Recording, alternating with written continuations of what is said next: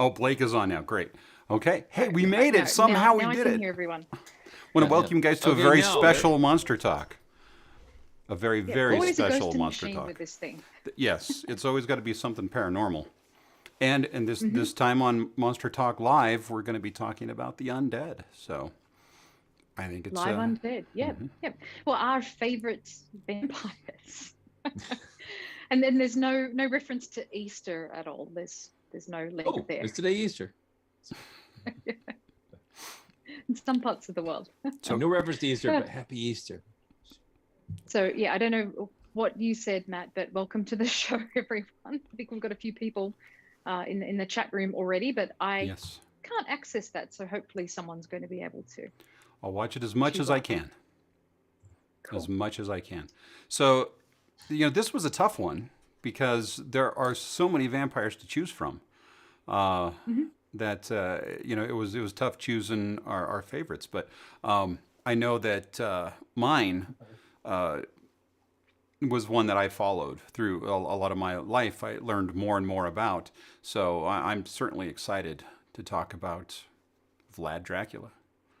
Yeah, So and I think we'll start with you, Matt, because let's go chronologically with this. And I think your vampire is the oldest, so we'll Oh, I begin haven't heard there. of this one either, so maybe this will be exciting. So, You haven't? Where yeah, have you been? who has? I mean, yes. it's ridiculous. Now, a lot of times he's kind of known as the original vampire, but by no means is he. And through his life, he wasn't even known as a vampire. So I'm going to go ahead So who and is this? I'm going to go Who ahead are and we talking share about? my Vlad Dracula. So I'm going to go ahead and show my screen here. You can see that, okay? Are you This sure Ooh, that he this wasn't a vampire? He looks a lot like a yeah. vampire this is there. a Looks selfie that he took. looks like the fifth member of Kiss.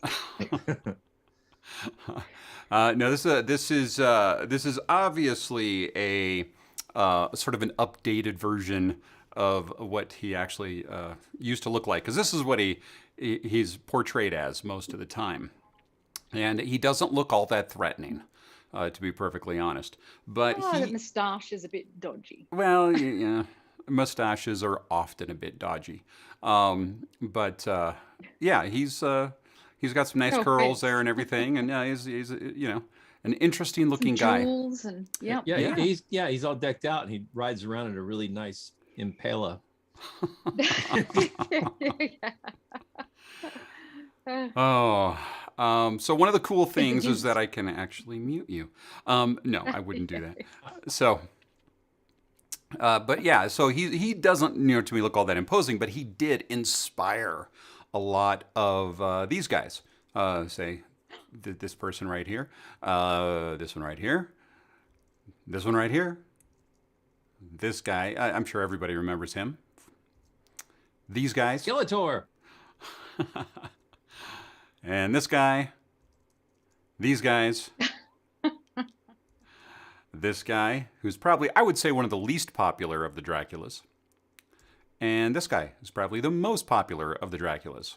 Oh, And he continues to inspire more and Aw. more that Draculas. was our son last Halloween. Yeah. So I wanted to kind of actually do a little bit of a family tree on him because I'd seen one before. You're And saying you're related? no, no, not my family tree. Well, we might talk about that in a moment. Or you were him in a past life? It's well, we do have a 6 degree separation of Kevin Bacon going on in one area that I'll talk about in a moment. But apparently, so does Queen Elizabeth. It seems like she's also possibly related. Now, one of the interesting things here is when you look at their names, like you got Vlad II was Dracul, and we'll talk about that in a moment. Then you got the Vlad the monk. You've got the Great, Radu, the Great, and then you've got. But you had a cat with that name, didn't you? Yes, I did. I did. And I named him after Dracula's brother, Radu. And then the last one here is the Shepherd. And then we have Vlad the Impaler. So he definitely had something different going on than Yeah. everybody else. But and that's one of the hard things to kind of really determine what is real with this guy. Now his father, Vlad II, joined the Order of the Dragon, and he. Well, let's just say that the Order of the Dragon was designed. It was in honor of Saint George for defeating the dragon. The sort of biblical aspect of that. Now, the real purpose of the Order of the Dragon was to fight the Ottoman Empire, but also to pick on foreigners and non-Catholics, like any good organization would. Now, Vlad II Dracula was a member, and he took his name from the Order of the Dragon. Vlad III was not a member, but he did keep the name. So he became, Dracula basically means son of the dragon, but it also meant son of the devil. Now that's where I come in because my mother has actually referred to me by that name. Ah. I was going to also say that his name and his epithet kind of sounds like a martial arts thing too. Yes, it kind of does. Yeah, son of the dragon. That might have been a knockoff of a Bruce Lee movie, but so Vlad. So he absolutely did exist. Then there Yes. records and proof that. Absolute proof. He existed, his father existed, his brother existed. They all existed. Now, the details of all of this is where it gets a little crazy because you can't trust a lot of this particular history because so much of it was also propaganda. So things were being put out there as fact when they might not have been. So his father, Vlad II, he was the Prince of Wallachia. Now, if you want to have some fun, go online and listen to people argue about how that's pronounced. But I'm pretty I think sure with all of these names, yeah, Yes. we're gonna. But I'm pretty sure Wallachia is the proper one. But there's Wallachia and Wallachia, all kinds of different things. But Wallachia, I'm pretty sure is correct. Now, he agreed to pay a tribute to the Ottoman Empire so he could keep his sort of princehood there. But the problem is he still had that association with the Order of the Dragon, and their whole purpose was to fight the Ottoman Empire. So, since he was affiliated with that Order of the Dragon, they took his two sons hostage and imprisoned them. Now, that was Radu and Vlad.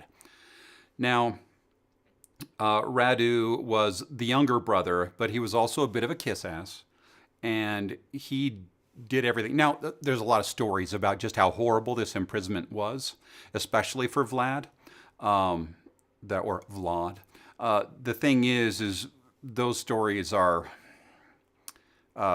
probably not true because it was kind of said that Radu was incredibly handsome, and as he grew older, he actually had a relationship with the Ottoman leader, and so he was actually given the role of Prince of Wallachia, when far before Vlad was able to take it back.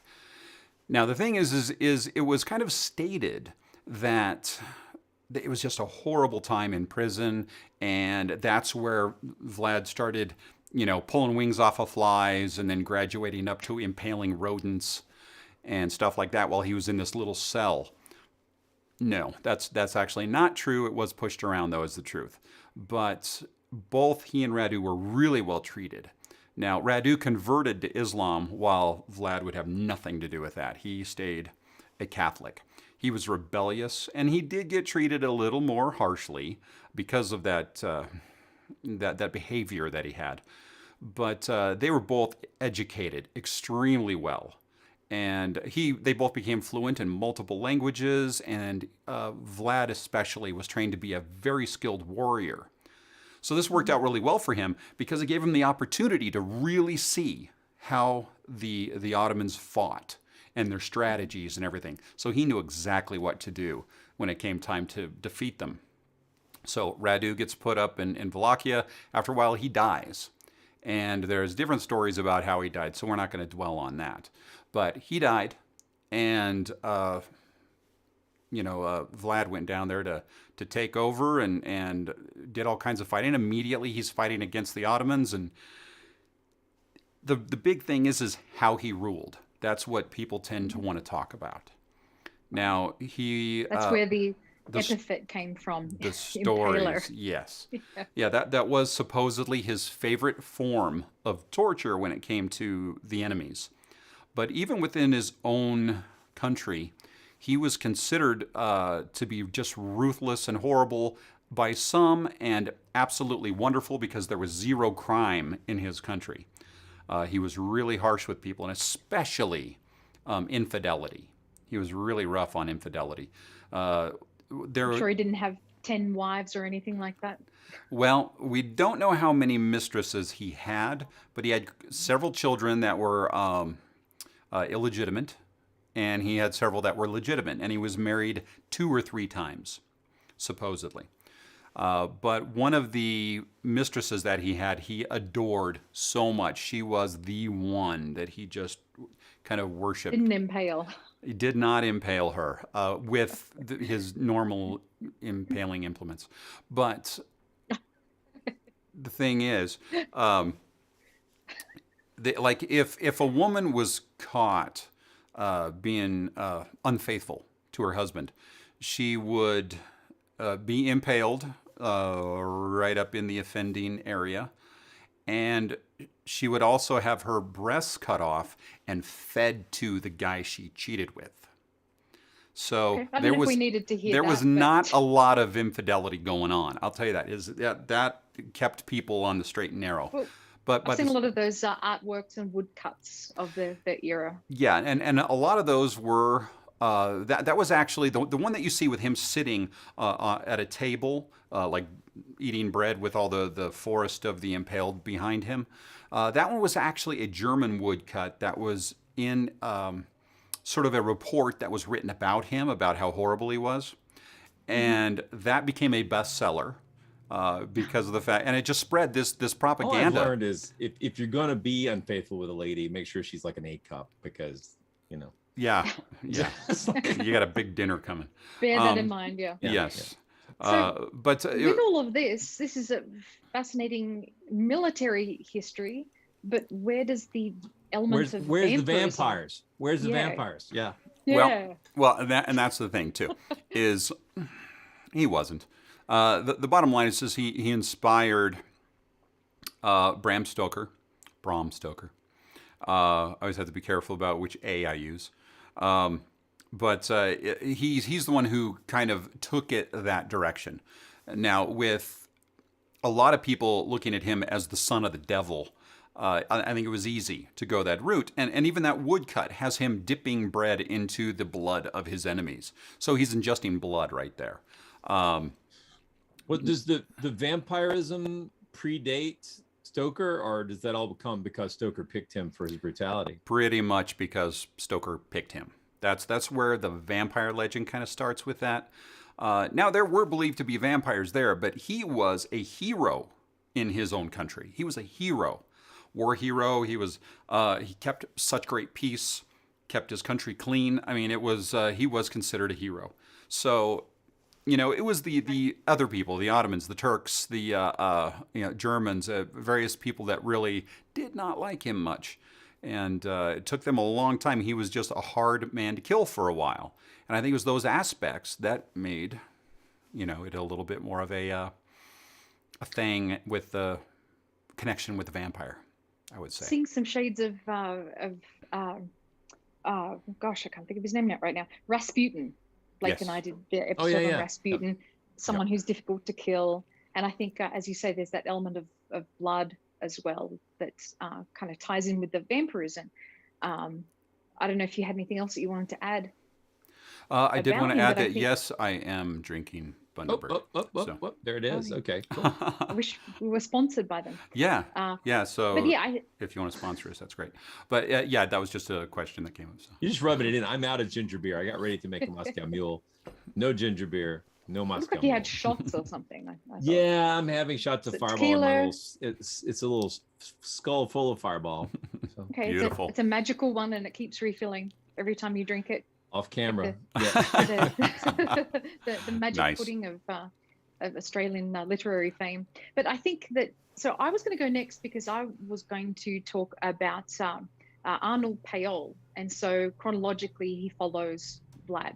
Okay. And so there are some claims that Bram Stoker was actually inspired by him instead of Vlad.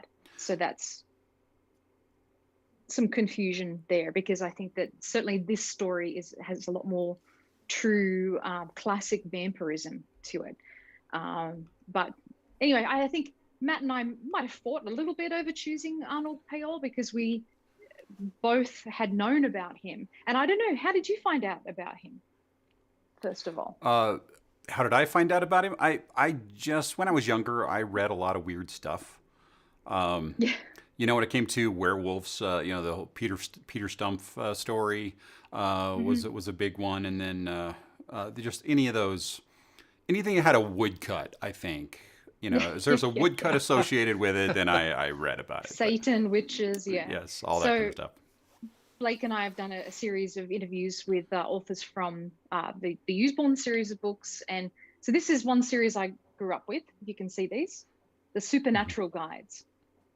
And Nice. so we've got haunted houses and mysterious powers and vampires. So let's see. Who's on the front? I don't know. You tell me. You're the pop culture guru. It's the guy I just talked about. Look like another guy that, like A relative of yours. Another Dr. Acula. Dr. Acula. Yes. So yeah, I first read about this story, and I think Matt's got a picture of this too. But this in here, if you can see that. So the story of Arnold Payol.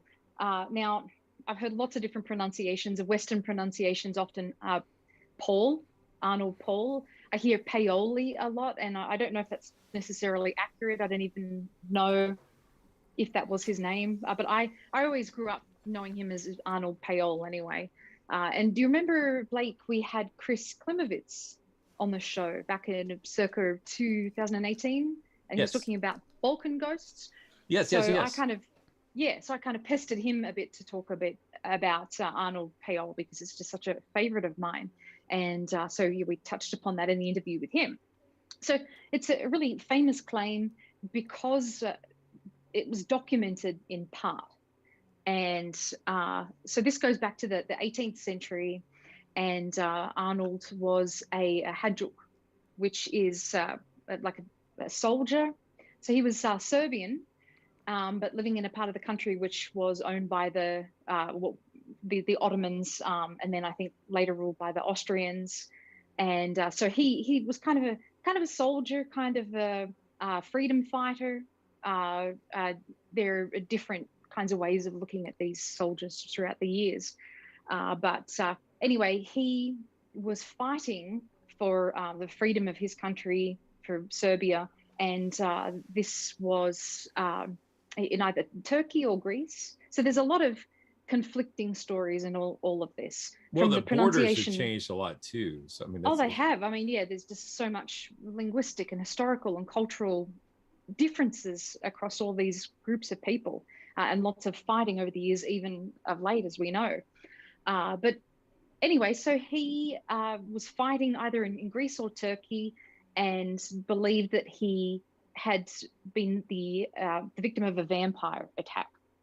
And he even believed that this vampire had stalked him his whole life. So he's pretty young. I think he was in his 20s. And he was fighting for a number of years, and then he had this attack. And so that's what led him to decide that he wanted to go home. But he couldn't go home until he had done something to prevent himself from becoming a vampire after this attack.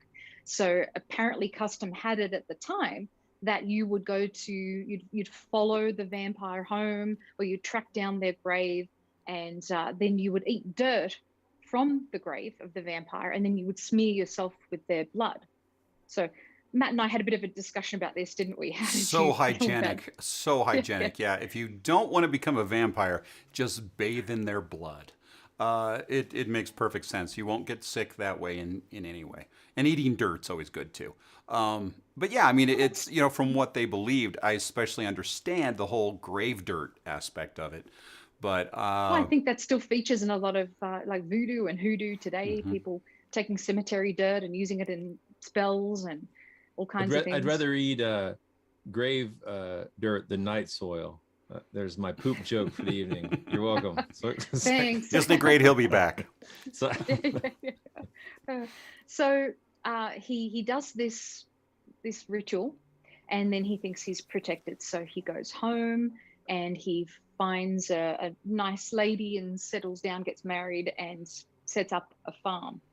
And he everything's going swimmingly for a couple of years, I think, and it depends again on the story. It could be a couple of days, it could be a couple of weeks, months, years. And then he is the victim of an accident.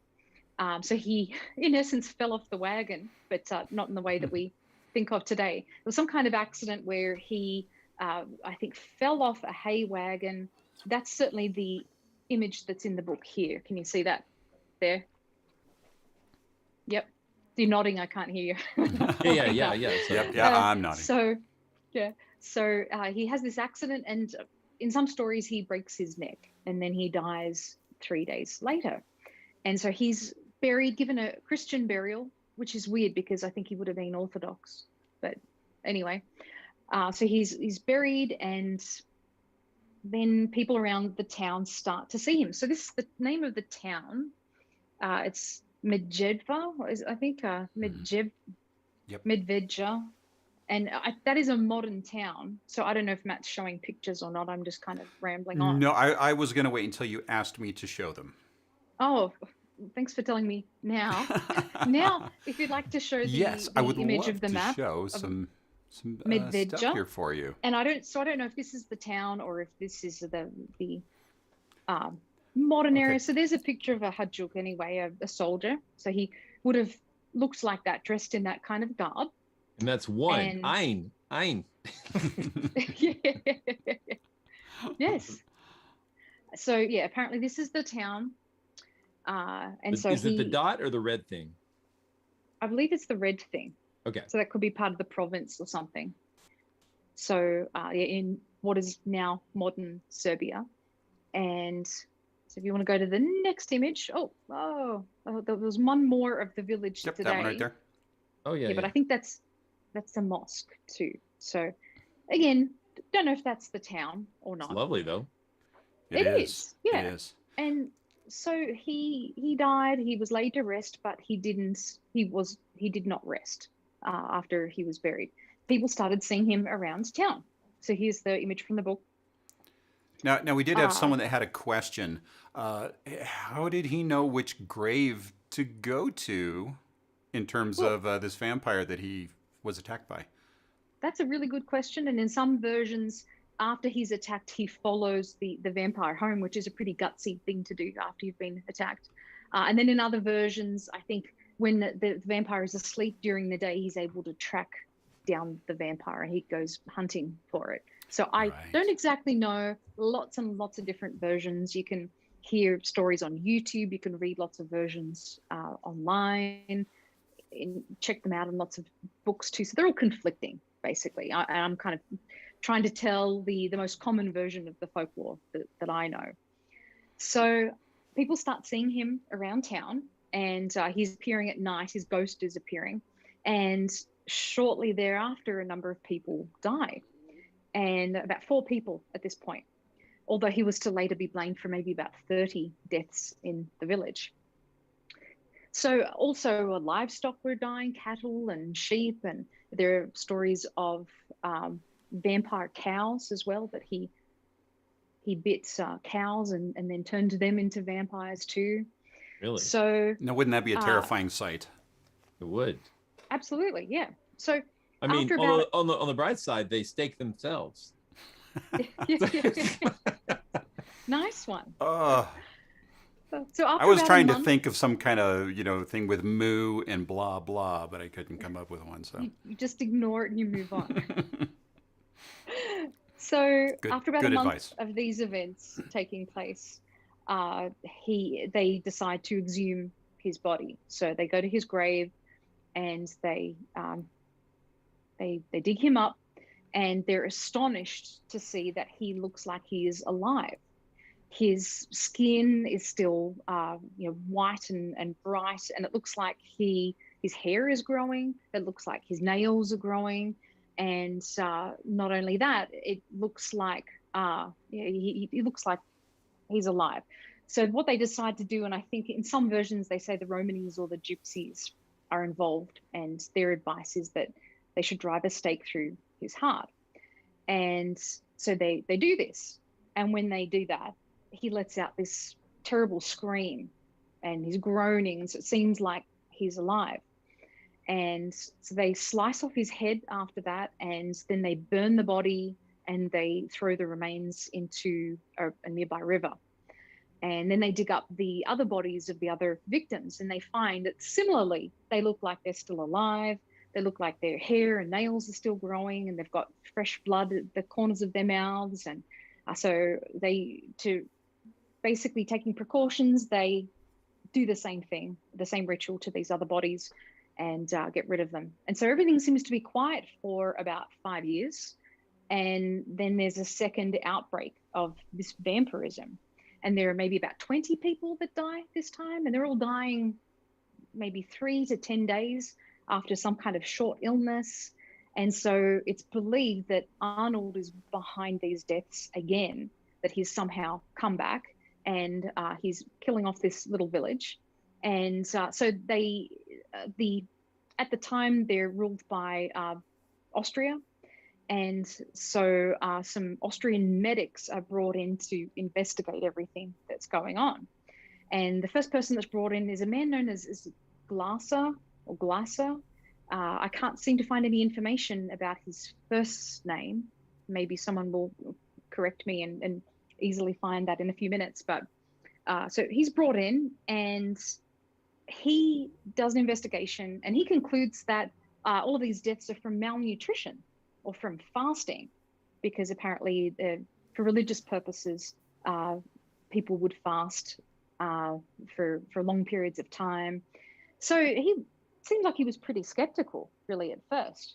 And although the people there were very superstitious, and they said, look, we want to exhume these bodies, and we want to see what's going on, and we want to perform this ritual and to basically kill them again and get rid of them.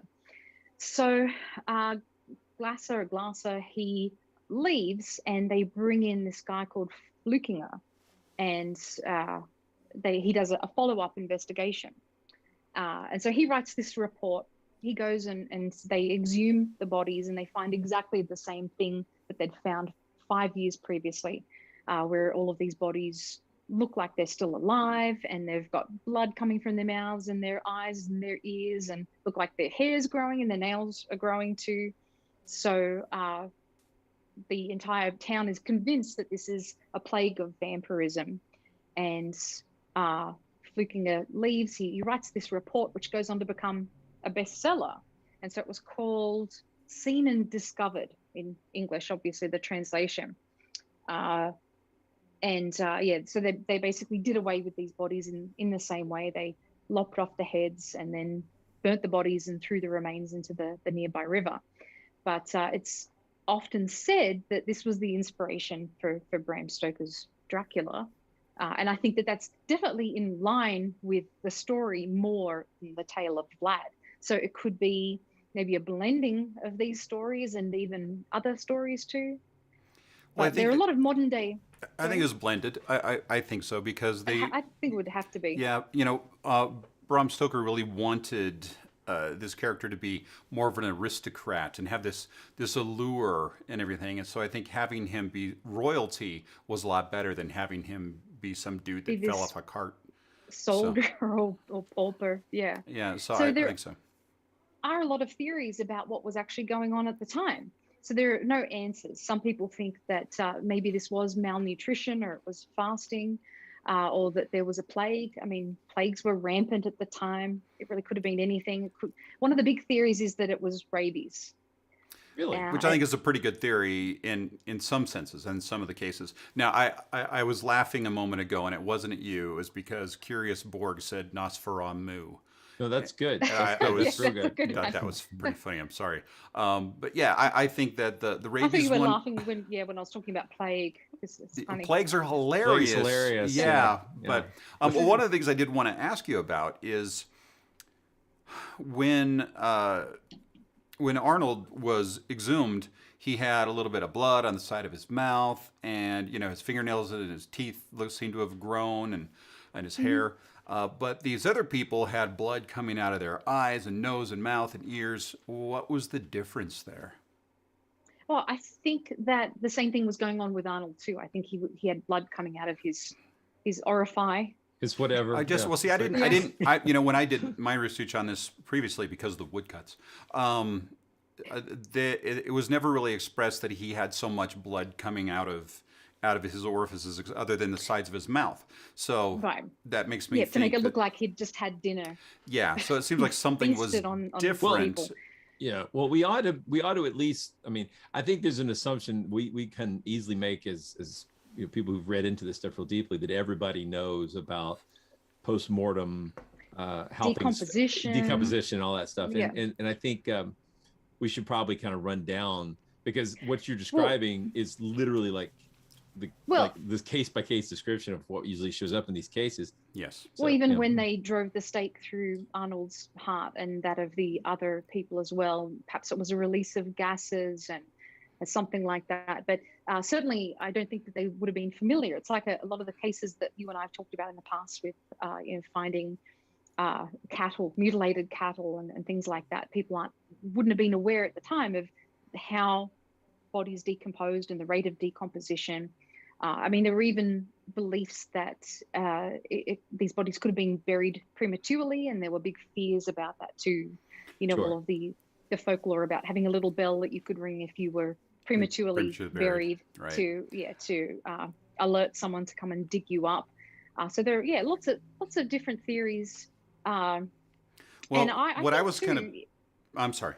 I was going to say what I was kind of trying to get at was the fact that it seemed like Arnold wasn't suspected of being a vampire before he was buried, and the other ones were. Well, I think so. Therefore, they were buried differently.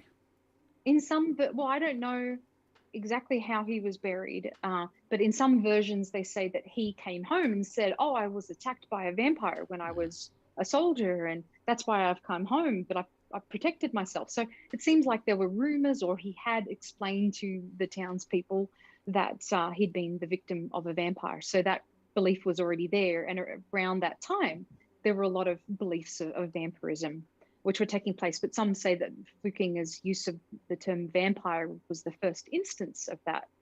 But I would also think, too, that I don't know exactly how many people lived in this town. I think nowadays, in this Medvedja, I think that there are a couple of thousand people. So going back hundreds of years ago, I would think that there probably would have been hundreds of people there.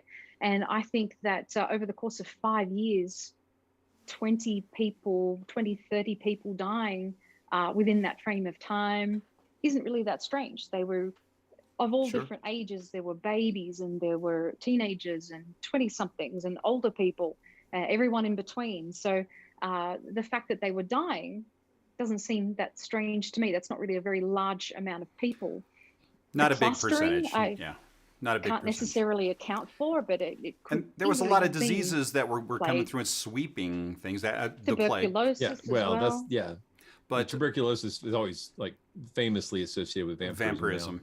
But if they suspected you of being a vampire, they buried you face down. And if they buried you face down, your brain would liquefy, and that's why everything would come out of your orifices. Pool and and I'm just not sure if people were buried in that way. I'm not sure again on the documentation. But I think we could really speculate that these are just natural explanations. Sounds glamorous. I literally want to point out that like the symptoms of your fingernails growing longer, your hair growing longer, liquid coming out of your mouth, as you die, after you're dead, you start to lose moisture.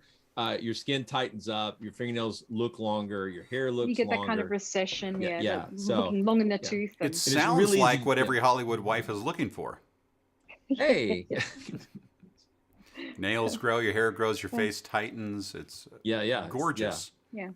But it's just a really interesting story, and I think a lot of people know about it, but a lot of people don't too. But it certainly seems closer to that folklore of vampirism. Well, and it's got the most important thing, I think, in a good vampire case is Contagion. The puffy white shirt.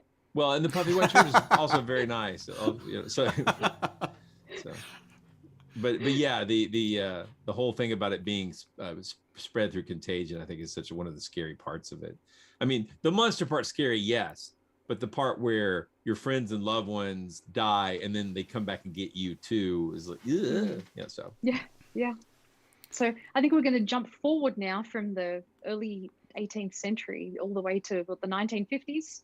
Yeah, I'm going to take us into 1954. Let me know when you want me to show pictures. Okay, so let's actually go ahead and show some pictures. Let's throw up what we're talking about is in the city of Glasgow. Yeah, don't do a me there and say the wrong thing. I say Glasgow, but a lot of Americans say Glasgow, so it's okay. Yeah. And so this is in sort of it's like the southern center of Scotland. And then so if you look at that like inset map, the little red area is where we're at. And then the next slide is we're going to be in the city of Glasgow. We're going to be in an area called the Gorbals. Now, this is a massive, I don't know if slum's the right word. I think it is. This was 1954. The area now, so low socioeconomic area. Right, exactly. This is an impoverished area. It's a very overpopulated area. I think I've heard of the Gorbals before. In now, like in the present, there's about 6,000 people who live within that area. But back in the 1940s and 1950s, there were more like 40,000 people living there. It was incredibly crowded. And this was because there was a large industrial area around there, lots of jobs, not high wages. So, people could be living, 10, 15, 20 people in an apartment. It could be a lot. Right. And in one of the articles I looked at, it talked about, 30 people per loo, basically, so not great hygiene. But this is after World War II. This is the 1950s. Things are on the uptick. By the end of the 1950s, they'll be tearing down a lot of these massive slums and building, 1960s style, low income housing towers and that sort of thing. But right now in the 1950s, we're in a period of raising prosperity, but still a lot of very, very poverty stricken people living here. And so in this area, the story I'm going to tell a little bit the way you would normally hear it. The way you would normally hear it is there's a complaint called in that there's a lot of noises coming from the cemetery, and the police are called, and they send over one guy.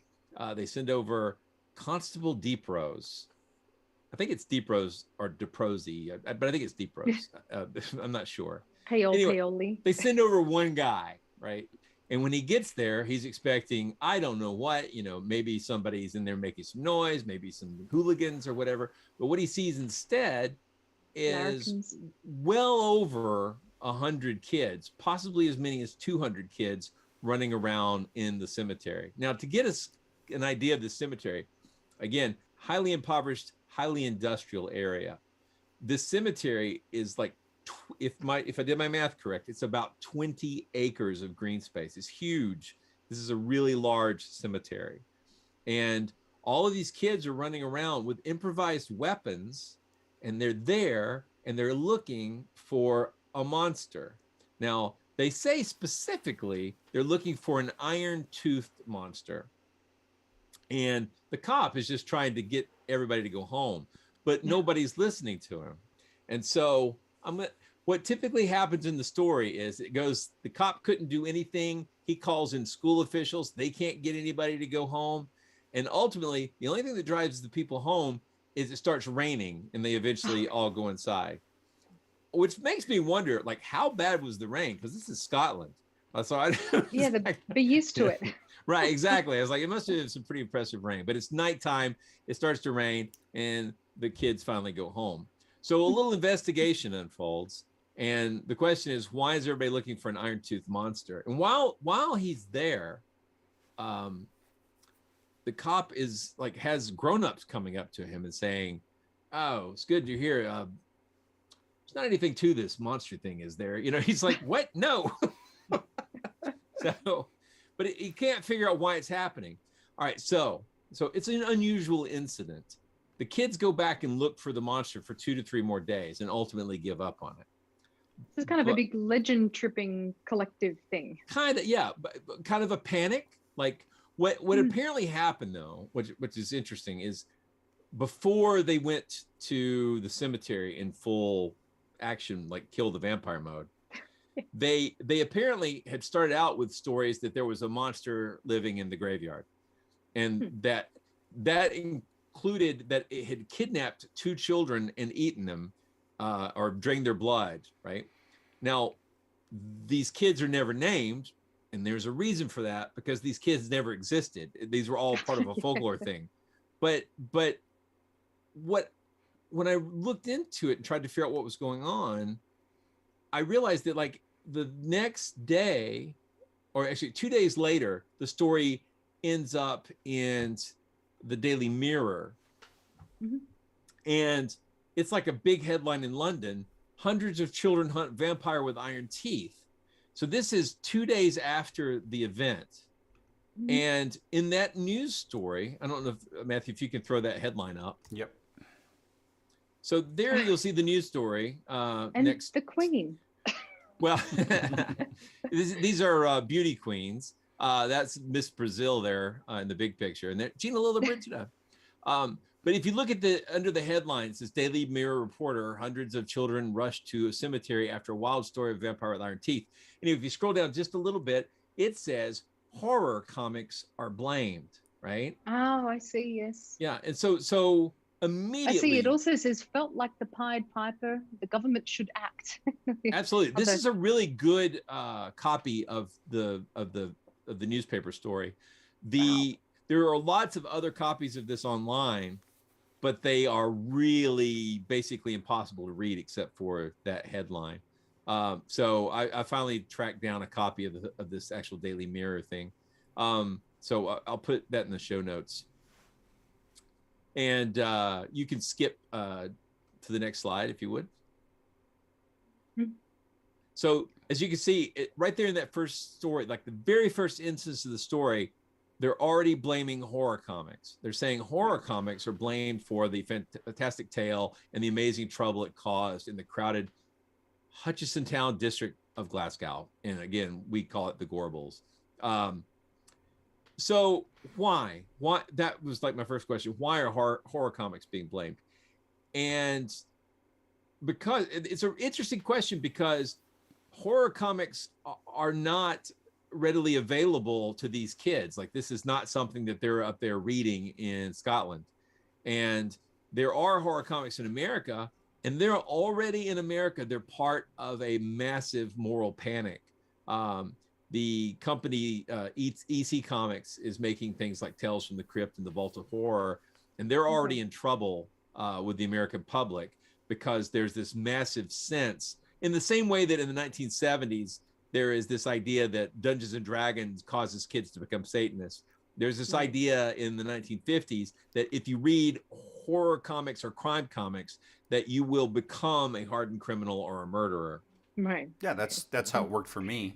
That's exactly what happens. Right. It's like there are people who take everything very literally, and oftentimes those people get laws passed. So why this particular cemetery, and what is the story behind this kind of collective? I mean, I wonder how that came to be, that all of those kids were there at the same time. Well, I think there's really 2 important threads in this story. One is what were the kids actually afraid of? What's going on there?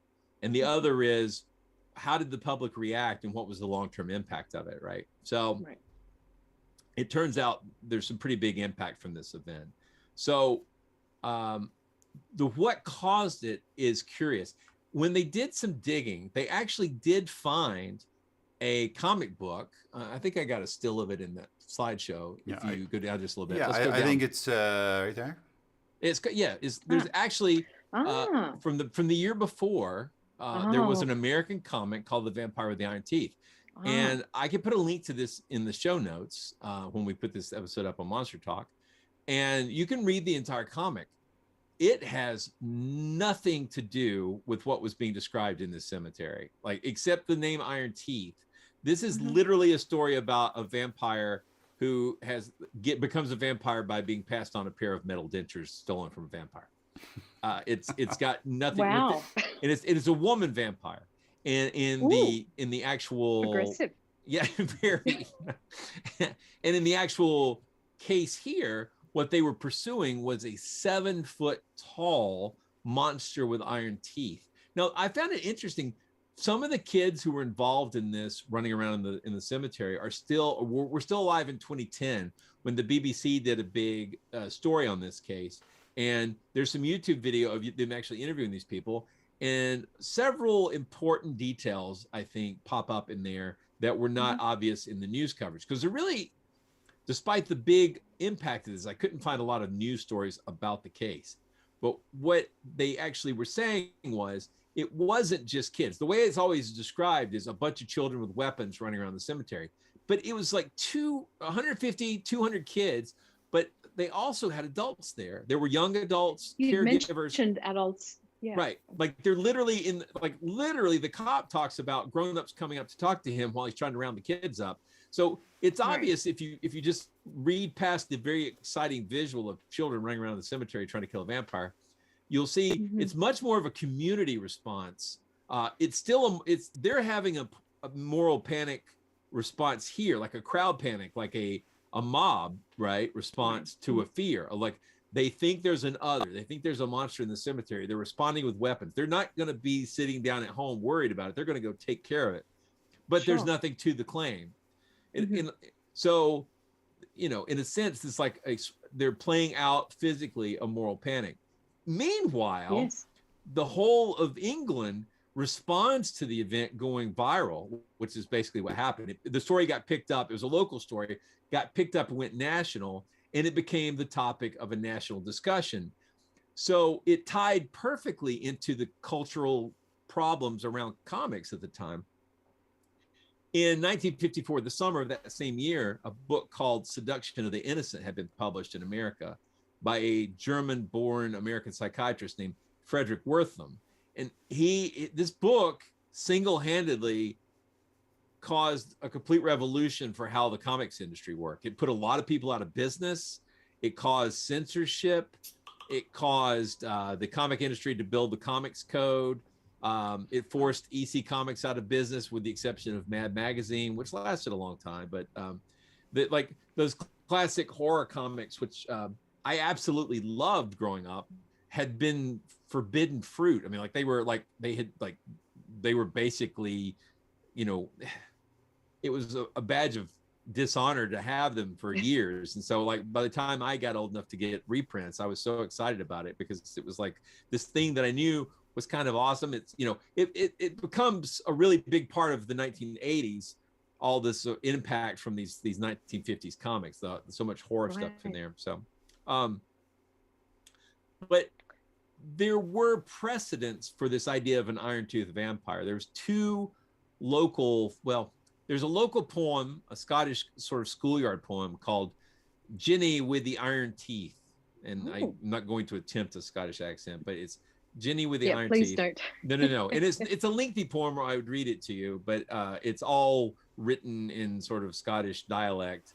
And it's about this sort of scary urban figure who'll get you if you're bad. And she's Ginny with the Iron Teeth. Now that was already— When does this date back to? Late 1800s, I believe, was when it was first penned. Looking it up. So yeah, this story's got some history. Yeah, and then of course, the poet died in 1909, so I'm assuming late 1800s. And then there's also frequently when the story's talked about, they talk about in the book of Daniel, there's a verse talking about a dream interpretation, and it talks about a beast, and it says, "After this I saw the night visions, and behold, a fourth beast, terrifying and dreadful and exceedingly strong, and it had great iron teeth, and it devoured and broke in pieces and stamped what was left with its feet." So these sort of the iron teeth beastie is might have been available from church stories, and it might have been available from schoolyard poems. But some of the kids didn't even know what a vampire was. Like, they literally had no idea. The story was, there's a monster in the cemetery, we're all going to go get it. Right. Right. Yeah. So ultimately nothing comes of that, but because of the moral panic around all these kids running around with weapons, and clearly it being caused by comic books, which they didn't have, they passed a 1955 law called the Children and Young Persons Harmful Publications Act of 1855, which literally makes it illegal to share this sort of scary story with children. Like, you can't give them a book full of spooky stories. So was Tipper Gore involved in that one? It feels like it. It's like, this would have been around then. Yeah. It's not a long act, but That's so strange. I mean, storybooks and tales have been around going back much further. It's just strange that comic books in particular are demonized in this way. Because, and they are quite literally demonized. Imagination. Yeah. It becomes pretty much a witch hunt. It ties very much into the same sort of vibe around the communist hunt at the time. The McCarthyism in the United States. Exactly. Yeah. So, it really has a long reach, this weird case. And I love the story, because the first time I heard it, I was just like, this is so cinematic. I can't believe nobody's made a movie about these Scottish kids hunting down a vampire. And it's the easiest story in the world, right? I mean, it's, the kids are trying to hunt down a vampire. The parents are like, that's ridiculous. And of course the kids really do it. But of course, then the vampire turns to dust. So then there's, that's, they were just crazy kids, they just put it in America and called it the Lost Boys. Right. Well, yeah, in a lot of ways, it is like the Lost Boys, only you have 150 to 200 participants hunting down the vampire. The vampire picked the wrong neighborhood in Scotland is what happened. Yeah. So, but a really great story. And I had not heard of that before. Yeah, it's a goodie. I'd love to see a movie of it, for real. Now, people have written comics of it, and it's just, I find it fascinating because it works on so many levels. Comics of comics. You've got you've got a moral panic wrapped in a moral panic, and it's like one's literally almost doing the pitchfork and torches, and the other one is doing we can settle this with legislation, and it's like and they're all responding to something that's not real. Like, none of it's real. Yeah. Yep. So cool. Obviously it's terrible. And nothing like that would ever happen today. No. I mean, it would take something outrageous, like, I don't know, devil shoes, tennis shoes, something. I mean, it has to be pretty outrageous to strike up a moral panic in these fine times. Yep. Well, I think those are three great stories there. And it's interesting how there's a lot of real history that's interwoven into them as well. And they're all very disparate, I think. And if listeners, viewers want more about vampires, Matt just put out an episode of Ask a Paranormal Investigator on the MonsterTalk channel. Do you want to tell everyone a little bit about that as a teaser? Sure. Yeah, it's an interesting one. It's the Colorado's only vampire, and he, and I even say in the beginning of it, that must suck. The whole point of being a vampire is to bite people and make more vampires. Very unsuccessful vampire. Yeah, he was really crappy at his job. Hey, that vampire? He's saying, don't judge me. If I don't want to reproduce, that's my business. My body, my business. Yeah. I'm just fledgling free is what I am. Now, the thing is he... it's pretty much, it's all myth, spoiler. But one of the interesting things that I didn't get to talk about in my episode is that a lot of the paranormal groups would take pictures around there at night, and they would see these eyes glowing back at them red. Now, I do want to point out that I have these eyes on the wall back here. They weren't there before, but that's what happens when you give your son googly eyes for Easter. Yeah. He puts googly eyes everywhere. So the house is covered. Yeah, they're on the right now. TV upstairs, and they're right. Guitars and yeah, it's on his fridge and- guitar. So yeah, that's not the eyes I'm talking about. But they would always say these red glowing eyes would show up in their pictures. So I wanted to show really quickly something about this, since I didn't get to talk about it. Now, here is the headstone. Now, it's two people probably buried in this grave, and they believe that Todor Glava is the vampire. And we can see why. He was born in a misspelled Transylvania. Transylvania. And, yeah, so obviously he is a vampire. Now, maybe he's the whole trans case- 55 Anya. Yeah. Those Roman the whole- numerals will get you. The every whole time. case hinges on that word appearing on this grave. I mean, that is Yeah. that is the link to this story. But I think one of the things that's interesting about it is that this poor fellow and his eternal mate there in the grave with him, they both died of the Spanish influenza in 1918. So the And last pandemic. Yeah, the last pandemic was the second wave of the pandemic, and so it's just interesting, history repeating itself in a sense with the pandemic. But it's just there are parallels between that time and now. Yeah, absolutely. And it makes it very interesting that we're talking about it now, having this pandemic, active, and that one then. Now, but the thing is it talked about these red eyes. Here's my theory. That people are seeing these red eyes. And the reason I say Cars that... 4, The Revenge. Yes. Yes. Now, the reason I say that is if you look where the grave is. Now, this is the grave here. What's that right next to the grave?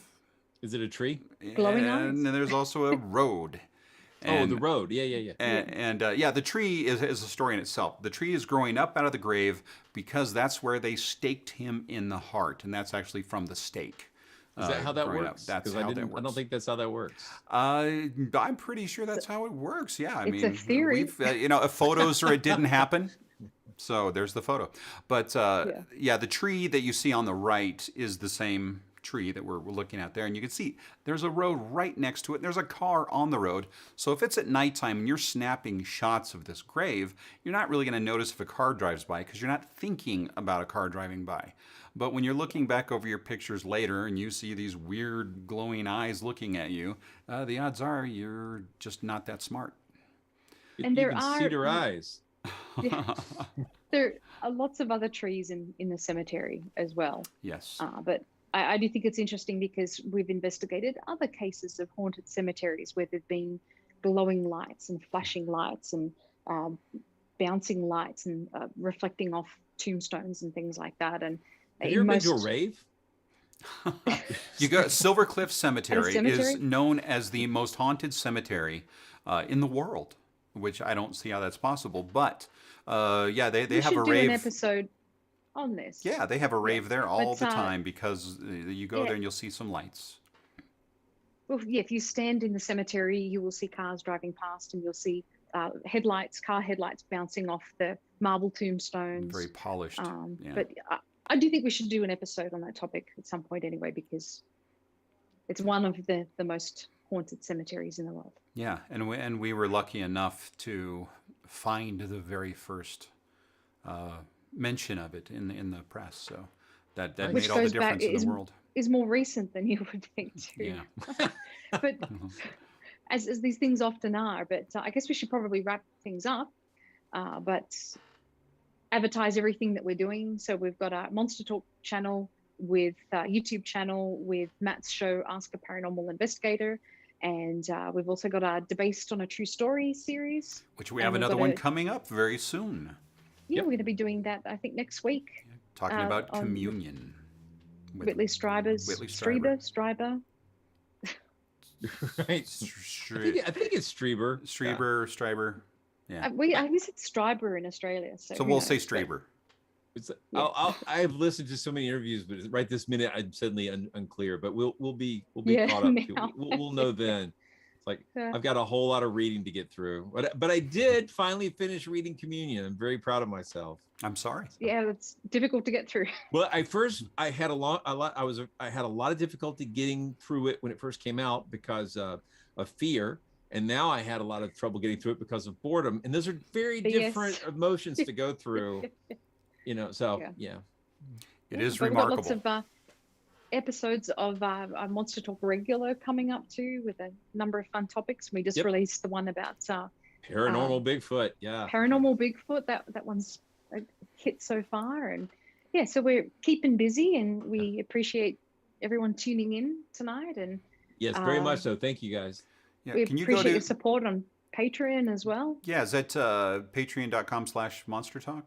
That's correct. Patreon.com/MonsterTalk. That's right. Perfect. Normally my kids would scream because they're tired of hearing me saying that. But if they would subscribe, I would stop nagging them. Yes. So It's a good point. It's a good point. The pocket money. Excellent. So anything else anyone wants to add? I don't think so. Don't think so. I mean, I've got a lot more to say about Dracula, but we're out of time. So save that for next time. So we think we should do these Monster Talk lives maybe once a month if we can put them out, and I think that's have a good think about what to look at in the next episode. I was thinking something like curses, looking at curses, our favorite curses. Damn it, Karen. Okay, this could be a whole series. Absolutely, could be. I think that's fine. I do feel like since we did vampires, which my wife hates, we really need to do one on werewolves, which my wife loves. So. Oh, Matt will be up for that too. Yeah, and Karen, I'll let you have Peter Stump if you want, because I know that's one you already know. Werewolves, don't really know too much about them. Really, it's more you're your about thing to. in our family.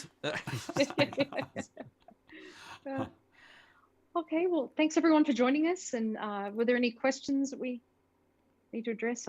It's difficult to keep up with. Most of them were jokes and really good jokes at our expense. Yeah, and we thank you. And we had a lot of good tips. There's one for Blake about at that time in that area there was also a lot of knife killings, and that could actually be looked at as some iron teeth. Could indeed. Interesting. Yeah. So, but it's, I didn't even talk about the Iron Works, which is right outside the cemetery, because there's some. Everybody talks about the visuals of they're in the. It's open 24 hours a day. The Iron Works, so they're in the cemetery. It's nighttime. A storm's coming, and now fire's belching out of this factory, lighting up the cemetery. It's awesome. So yeah. So and there was this was one of the other pictures that. I didn't get to show from there. Yeah, that's the southern necropolis gate as it currently stands. Oh, that's beautiful. gorgeous. Yeah, no, it is. It's really beautiful. I mean, even from the air, you can tell it's a really lovely area. So, yeah, I hope to get to Scotland someday and take a look at some of these places. Me too. Someday, that would be cool. Me too. Well, thanks, all right, guys. take care, everybody. Fun. Yeah, stay you guys well. have a good night, and go on to Monster Talk on the Facebook page and let us know if you want us to keep doing these Monster Talk lives. And they're a lot of work, and we need your input. And subscribe to the channel. That would be great. Yep. Okay. You guys cheer and enjoy. Have a right. wonderful. See you later. We'll see you later.